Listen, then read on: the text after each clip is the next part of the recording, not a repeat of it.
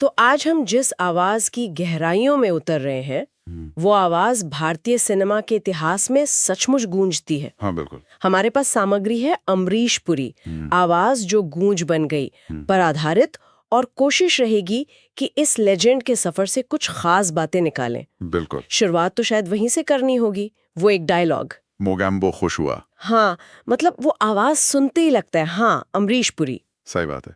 ये डायलॉग तो जैसे उनका दूसरा नाम बन गया था। वो भारी आवाज, पर्दे पर वो रौब। लेकिन कहते हैं, और हमारी सामग्री भी यही बताती है, कि पर्दे के पीछे वो बिल्कुल अलग थे, एकदम शांत, विनम्र। हाँ बिल्कुल उलट। अनुशासन के पक्के, वक्त के पाबंद। ये विरोधाभास ही अपने आप में गजब का है। ये वाकई दिलचस्प है। और एक और बात जो चौंकाती है, वो ये कि शुरुआत में उन्हें फिल्मों में काम ही नहीं मिला था। हाँ, ये बात बहुत लोग नहीं जानते।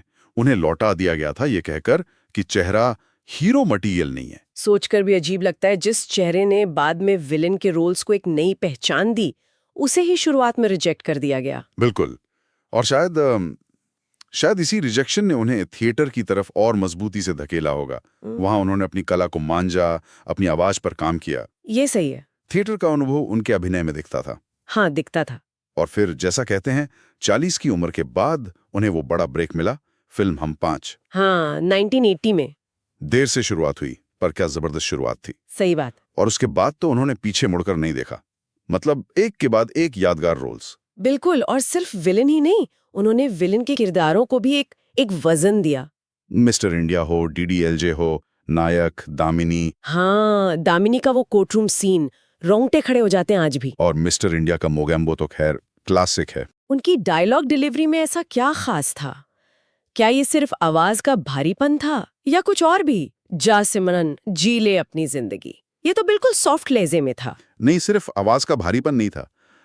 वो ठहराव, शब्दों पर वजन देना, आंखों का इस्तेमाल, पूरी पर्सनैलिटी उसमें झलकती थी। हाँ, आंखें तो उनकी बहुत एक्सप्रेसिव थी। बिल्कुल। मोगैम्बो खुश हुआ में देखिए, एक बचपना भी है और क्रूरता भी। ये रेंज दिखाता है। वो सिर्फ डायलॉग नहीं बोलते थे, वो किरदार को जीते थे। और उनका काम सिर्फ हिंदी फिल्मों तक ही सीमित नहीं था, है ना? सुना है 400 से ज्यादा फिल्में की उन्होंने। हाँ, करीब 400 से ज्यादा। हिंदी के अलावा पंजाबी, तमिल, मलयालम, कई भाषाओं में काम किया। ये दिखाता है कि वो कितने वर्सेटाइल थे। रही में अलग अलग इंडस्ट्रीज में जाकर काम करना आसान नहीं होता। और ये सब मुमकिन हुआ उनके प्रोफेशनल रवैये की वजह से। टाइम पर आना, तैयारी पूरी रखना। हाँ, अनुशासन वाली बात। बिल्कुल। वो अपने काम को लेकर बहुत सीरियस थे, कोई कोताही नहीं।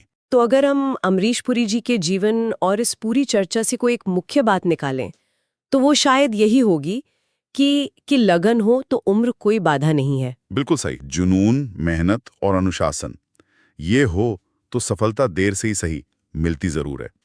उन्होंने ये साबित किया। हाँ, उन्होंने ये दिखाया कि पर्दे पर हीरो फेस